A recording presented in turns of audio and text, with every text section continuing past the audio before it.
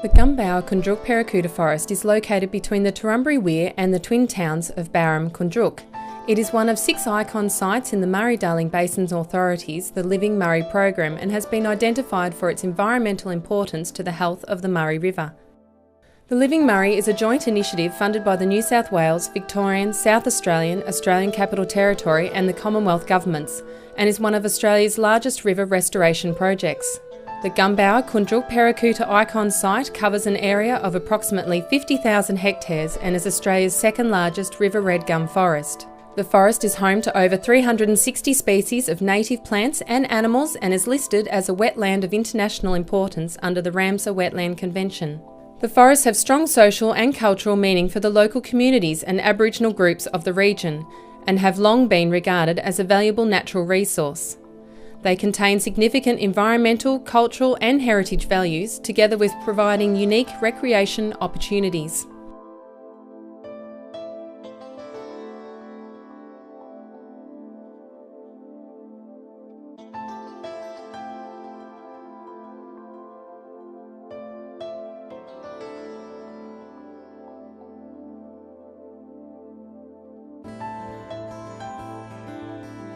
The Koondrook Perricoota Forest in New South Wales covers about 32,000 hectares of the icon site. River red gums dominate the forest, accounting for approximately 80% of tree species, with the remainder a mix of black box and grey box. The Koondrook Perricoota Forest naturally flooded on a frequent basis, sometimes yearly. The ecology of the system is dependent on this regular flooding. Since river regulation, the frequency, timing and duration of these natural events has changed, with the time between large events decreasing significantly.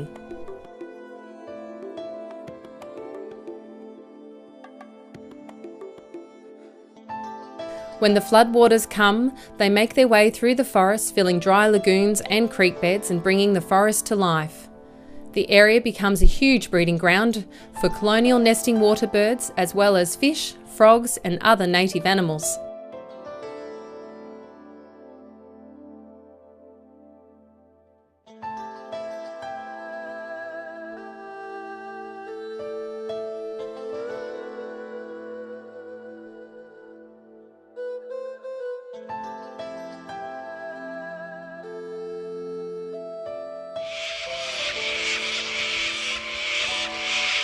Evidence of Aboriginal and early European occupation is found throughout the forest. Cattlemen, charcoal burners, apiarists and timber cutters all lived and worked in and around the forests. Old cattle yards, abandoned charcoal furnaces and river barges are historical reminders that the forest has played a significant role within the European community for many years.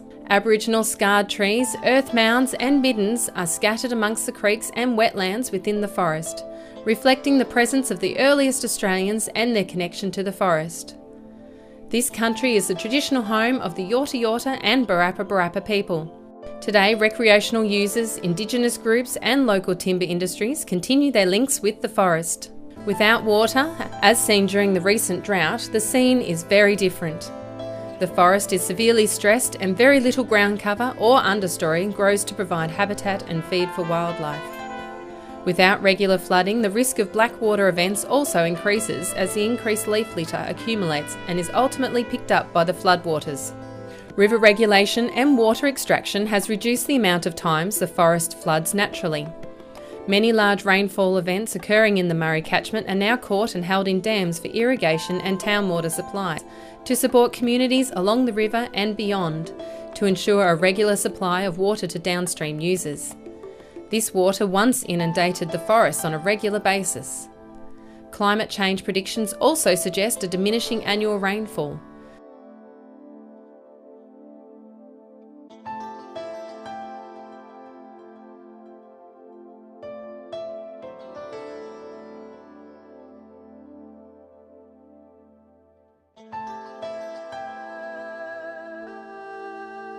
At the upstream end of the forest, the Turrumbry Weir holds the water level of the Murray River consistently around 50 to 70 centimetres below the natural surface of the forest.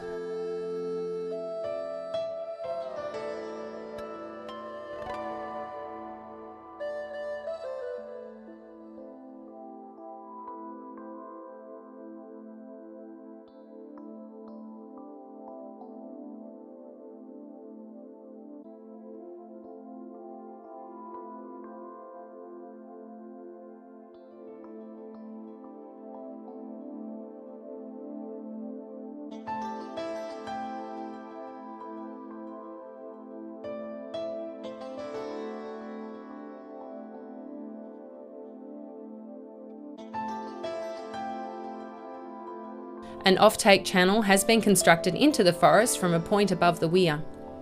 This channel is 3.8 kilometres long and can deliver up to 6,000 megalitres a day of environmental water into the forest. The channel is designed to dissipate the flow out onto the forest floodplain over its length, which reduces the impact of a major flow into the natural creek system.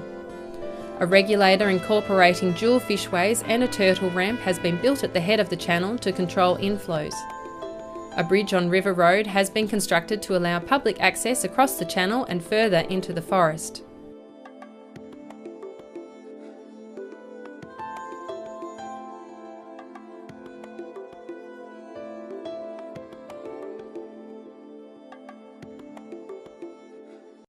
Below Turrumbary Weir, Swan Lagoon is the main natural fill point for the forest. In a high river, floodwaters enter the lagoon and disperse into the forest through two major creeks. To prevent water supplied through the offtake channel short-circuiting back into the River Murray, regulators have been constructed at both entrances to the lagoon.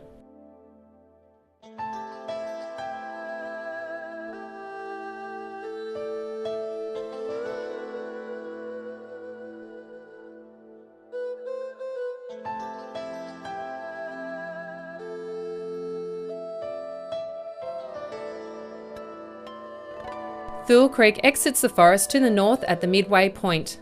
A regulator has been constructed here to keep environmental water inside the forest while providing the flexibility to allow some flows down the creek and through to the Wokool River. When available, these escape flows will provide valuable environmental water into this adjacent system. A return channel into the Murray River has been constructed adjacent to Crooked Creek about 16 kilometres upstream from Barham. This channel will help provide water savings by directly returning flows back into the river. It will also provide an outflow or spillway system to protect downstream structures. A regulator has also been constructed in the channel to provide maximum management flexibility.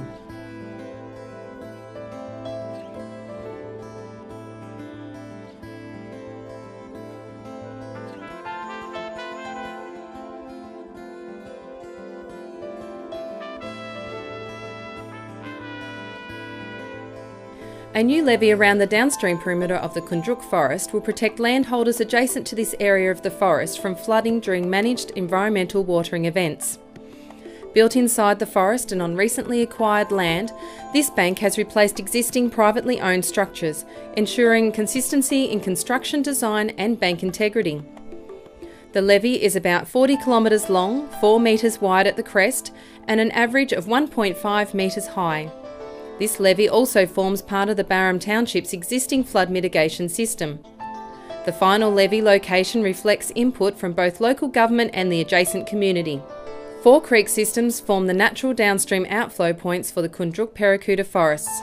They are the Calf, the Cow, the Barber and the Barber Overflow.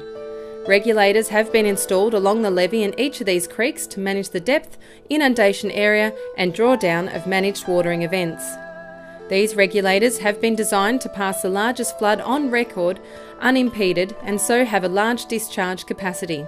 Most of the water exiting the forest through these regulators will enter the Barber Creek system, which in turn outfalls into the Wokool River and eventually back into the Murray.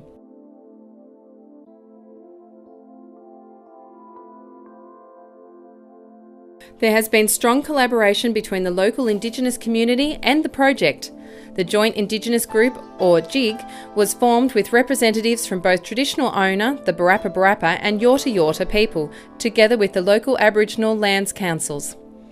The JIG provided expert advice and recommendation ensuring the protection of Aboriginal heritage and developing employment opportunities. Aboriginal monitors worked alongside machinery operators during construction, identifying and protecting artefacts, scarred trees, middens and other sites of significance.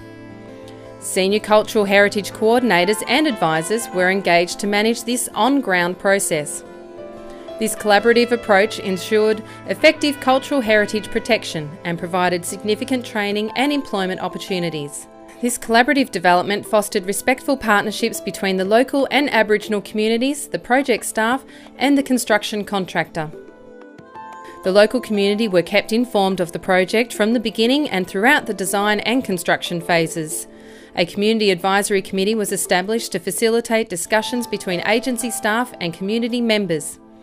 On many occasions, design changes were made as a direct result of this process. Other initiatives included a project information centre in Barham, a project website, regular construction updates in the local media and numerous bus tours of the site. The construction of these works now enables an area of up to 17,000 hectares to be watered if needed, using only a fraction of the water that is required during a natural flood. An inundation period of about 100 days is needed to provide the optimum conditions for growth and regeneration of the forest, as well as suitable breeding conditions for water birds and other native animals. Each managed event will differ depending on the current health of the forest, water availability and the desired outcomes. The scheme has been designed for maximum operational flexibility. Managers can readily tailor environmental flows to specific environmental objectives by varying both the volume and duration of flows into the forest. This project is a $75 million investment by the Commonwealth and state governments funded the Living Murray program.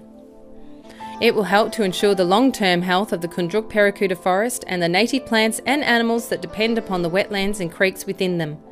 It has provided a significant economic boost for the local community and will bring major long-term benefits for the region. As a result of these significant water management structures, a healthy, sustainable forest ecosystem supporting a diverse range of wetland plants and animals will be maintained. This, in turn, will benefit the long-term environmental health of the Murray River.